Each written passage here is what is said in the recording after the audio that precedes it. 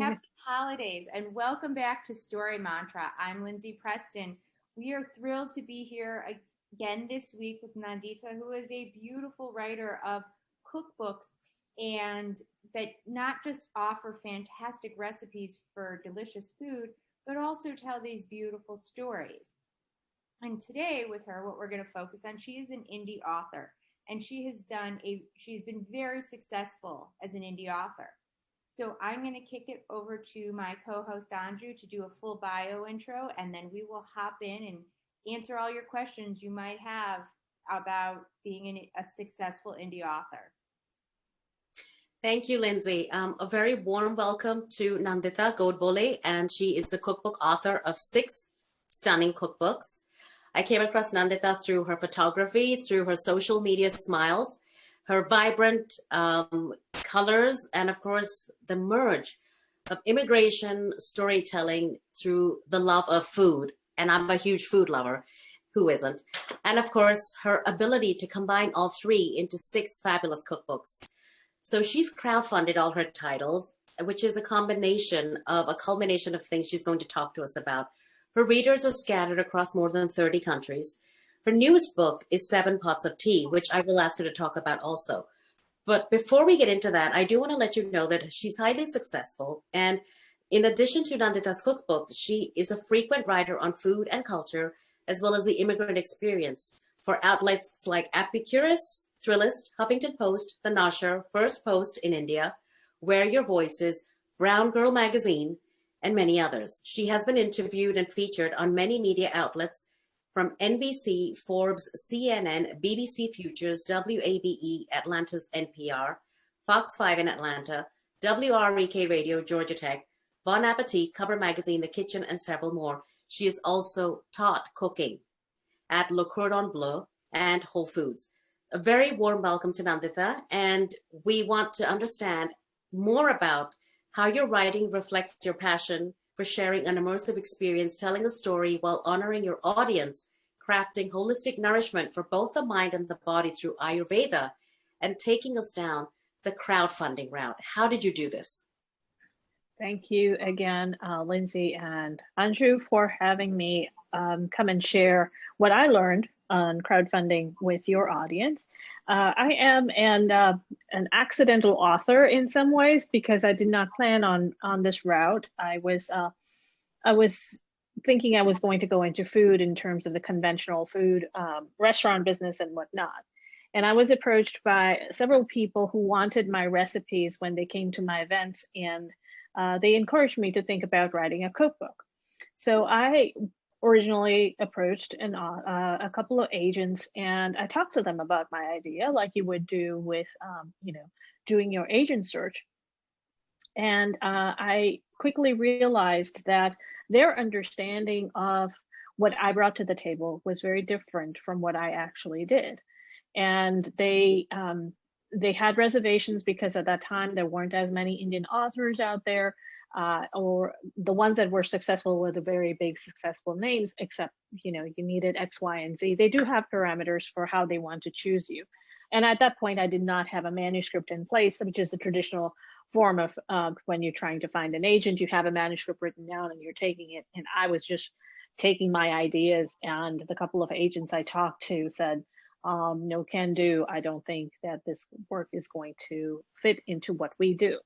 And trying not to be disheartened by that was hard at first, but we said, all right, let's see what else is out there. And someone explained the idea of crowdfunding to me, which is essentially if you have a project, a pet project, a passion project that you want to put together, you reach out to the community and they get a product at the end of helping you build your product, whether it is a cup. I've helped other people crowdfund through other products, like, let's say, a coffee mug or a keychain or what have you, whatever your project may be. And in order to do a crowdfunding campaign, you have to have an idea, obviously, just like you would have a book. But at that point, I did not have a single word written down. I had this grandiose idea of what I wanted to do. And just as much as you are selling your story or your synopsis of your book to an agent, crowdfunding works pretty much in the same way, except it's whatever platform you're using, the hundreds of millions of people who are part of that platform, who are going to see your project, and they're going to decide if that's something that they want to support. And it's every drop counts, and every penny counts. So I chose a popular crowdfunding site called Kickstarter. It's an all or nothing platform. Essentially, through that platform, your project, if it is completely funded, you set a goal and you make a guesstimate, you make your best guesstimate on what it's going to cost for you to produce X number of copies or X number of units of whatever your product is, and you try to raise money towards it. After all the fees are said and done, that's, you know, whatever pot of money you can get, that's what you get. Crowdfunding, other platforms are like GoFundMe is essentially whatever money you've raised, you are promising someone a finished product, regardless of how much money you raise. Kickstarter doesn't do that. Kickstarter is a little favors the creators in that regard, that it says, well, if you don't have all the money, how are you going to make your product? So they don't assume that you have some seed money, and instead use the power of the crowds, use the power of community to help you build your seed money for that product. In my case, it was a cookbook. And I learned a lot of tough lessons at that point through my very first cookbook, which is this one. It's called Dozen Ways to Celebrate. I made some grandiose plans to make it and promised all kinds of things. And I realized very quickly that what I had promised was not financially feasible. And I ended up putting out of pocket towards this, in addition to what the crowdfunding campaign had raised. However, what was awesome was I built a community of people who now are my core readers. The second book that I created, this book, this is my first book. This was the first crowd-funded project I had. It was funded in, I want to say 72 hours, completely funded in 72 hours, which was a record of its own. This book came after. Every person who was part of this campaign, when they saw what they got for the amount of money that they had pledged towards my project, they came back and they became my repeat readers. And they were the first ones to sign up for this book, which is Crack the Code. This book literally was funded in about 36 hours, completely funded. We raised several tens of thousands of dollars for this book, and enough for it to go to about 30 countries and still counting, because it is still my bestseller. And that's the kind of community you build with crowdfunding. It's not only the amount of money you raise, but the one-on-one relationships that you build with your readers is very, very, very special. I can recognize people by their name. I see where they are. We check in on each other. I get little love notes from them. Hey, I think you're doing a great job. And these are people who have not seen a word I have written on whatever the new project is, because they know that I have a track record of producing very unique niche books, and they have loved every one of them. So in a nutshell, that's it. The process can take the crowdfunding part of it, in terms of raising your money, that can take anywhere from a few weeks to up to 2 months, and that's your main goal of trying to get as many people to be part of your project as possible. So they are like the micro venture capitalists, but at a micro level, at the $6 and the $10 and $20 level, and they help you pool in their money towards your project. And once you get that seed money, then based on what your project timeline is, your project can be as far out as 2 years from the date you thought you were going to put it out there. I think the longest time a book went from the day it was completely funded to being published was this one, because it was my first book. And this one overshot its timeline by a couple of months. And it's like pre-ordering a book. So pre-ordering a book, when you see it on Amazon and you know the author and you place a pre-order, it's like that. Except now, folks who have pledged towards your project are invested in it. And you can ask them questions and say, you know what, I'm thinking about this track. And for recipes, it's easier than if you were writing a fiction story where there is a certain track that the author themselves wants to take their work on. For me, it was, hey, I'm going to include X kind of a recipe. Do you guys want to see more about it? Do you want to see less? Do you want this piece included? Do you want that piece excluded? And I got that feedback. So it's like getting your beta readers without them being beta readers, but they're being investors. They're interested in your work. And it's all those people that end up coming together and making your work a lot better. And for instance, one of my backers for this for my book, that's you guys are getting to see the proof copy with all the little sticky tabs, because this is where I've spotted little things in there that I need to have the printer fix. But one of the things that I take on as a crowdfunded author or an indie author is I also design and put together the book itself, which is a whole other ball game. But let's say I'm going to just randomly pull out a piece of a page for the recipe, and you can see, like, if this is a recipe spread, understanding how the recipe is laid out and sharing this with my readers who have pre-ordered the book and getting feedback from them and saying, is this going to be easy for you to read and use, as opposed to just putting content. So do you show them samples of your work as you're progressing, Nandita? Sometimes I do.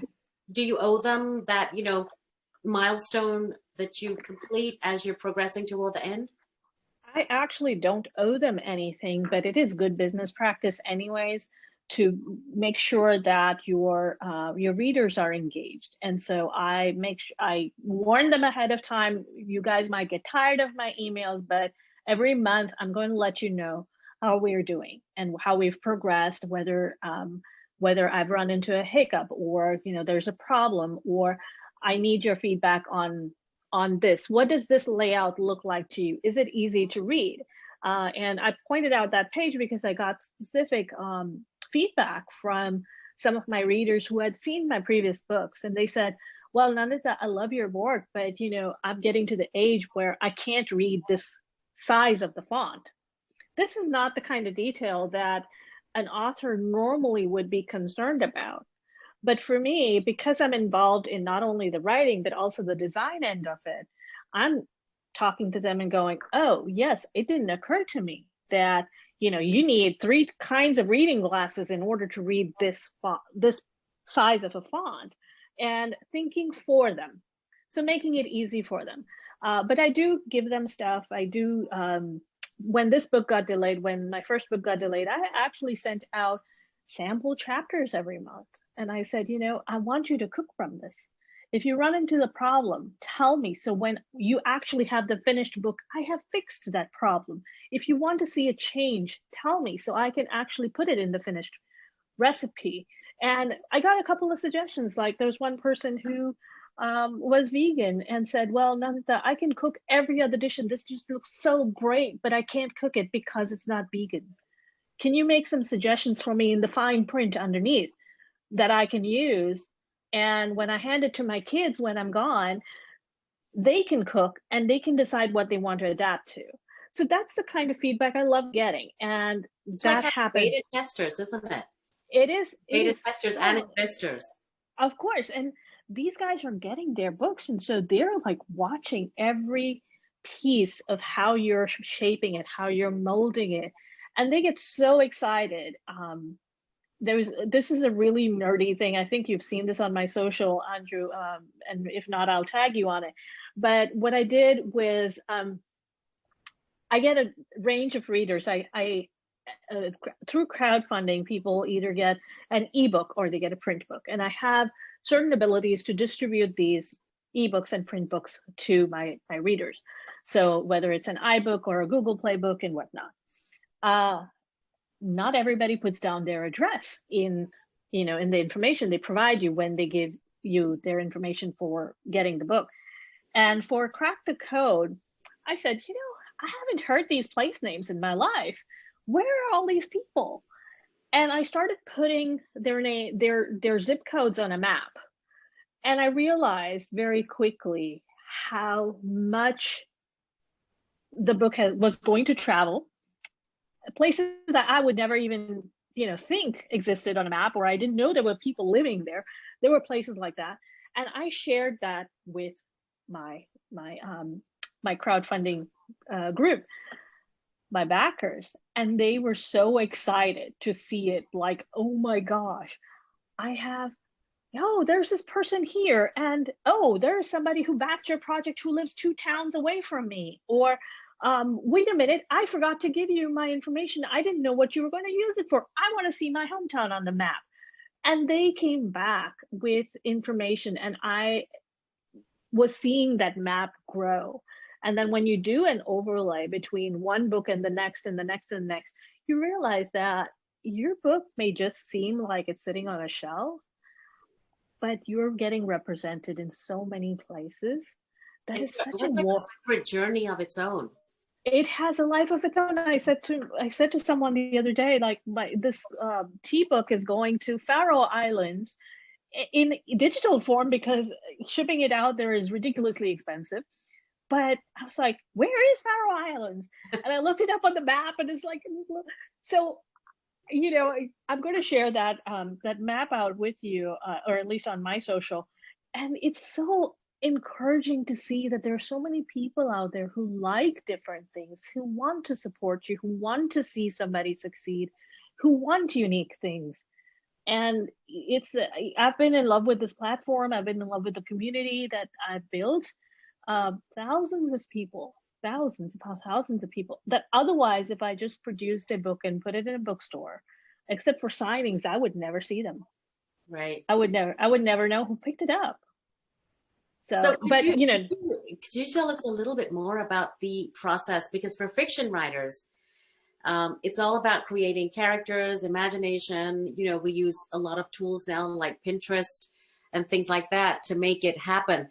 But how do you, in a nutshell, start with an idea and then end up with a book? Like, what's the process step by step? Real quickly, slide us through that. Of course, I'm going to do my best to keep it short and quick. Writing a cookbook. Only because we're stuck on time and for no other reason. No, I'm sure people will find me. If people are interested, they can find me. I'm happy to consult. But essentially, it's just like putting together a dish. You get your pieces in place, you do your prep work in place, and you have the different components, whether it is figuring out what your general idea is, whether you're going to have a comfort food meal and you're going to sit on the couch and sit in your pajamas, or you're going to have a formal sit down dinner. So it's that kind of mindset that you bring to creating your book.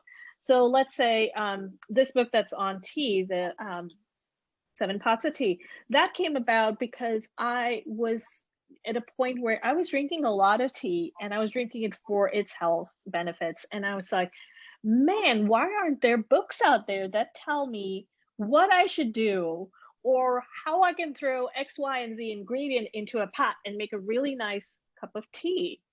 And it's not tea in the chai sense or just the green tea or the black tea sense, a different level.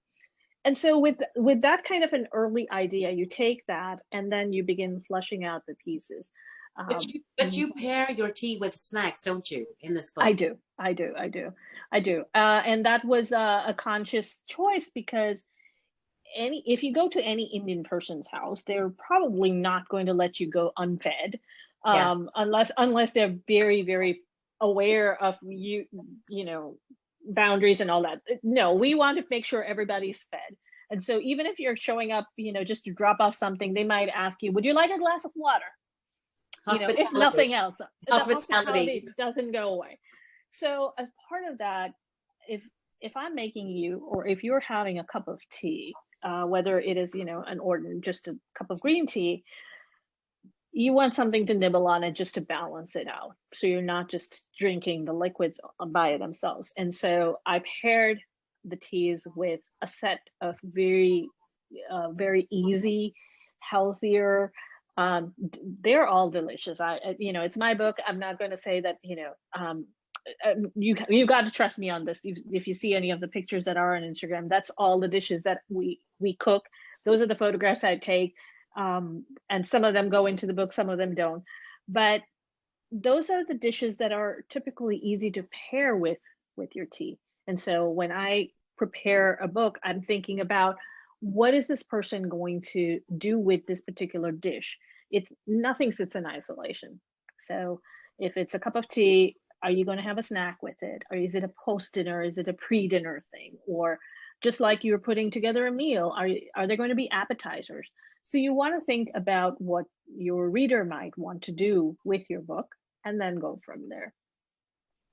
So that's the part of setting up the book. And then essentially it's taking recipes, trying them out. I do a lot of repeat testing. I have tried, using the recipe testers, and with Indian food, typically people like to manipulate it on their own, either out of their own confidence or out of fear. So I've not run into a person other than, I think even my mom, even if I give her my recipes and say, Mom, will you try this out? She will doctor it to make it work for her. So I'd rather test my recipes myself in the simplest, plainest way that I can. And even a few days before it goes to print, I might be adjusting a recipe out because it didn't work. And it may have worked on some day and it doesn't work on another day. I don't want the reader to feel like they're trying to, climb Mount Everest with the book. It's not rocket science. It's easy. So doing that work on your own, actually cooking the recipes yourself and sharing it with people around you and getting their feedback is very, very important. So let's say there's a recipe in some book that somebody in my family absolutely hated. I was like, oh, well, why? What happened? Well, the flavors don't work. Okay, you want to step back and be objective about it. And maybe there is some truth to that, and taking it with a grain of salt and seeing if you can make your work better. And food is always open for, open for improvement. So it's always something that you can tweak and make better. And your readers are going to appreciate you for giving them those tools to do that. So I work on that a lot. And I'm guessing, once again, though we are all in love with food and cookbooks, we're going to have to ring the bell and say we're out of time.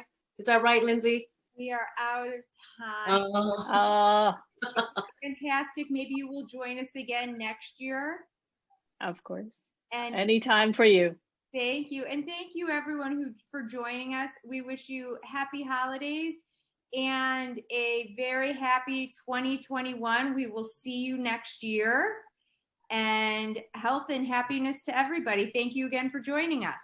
Yep. And may your house be filled with 7 pots of tea and more. And more. Thank you. Thank you.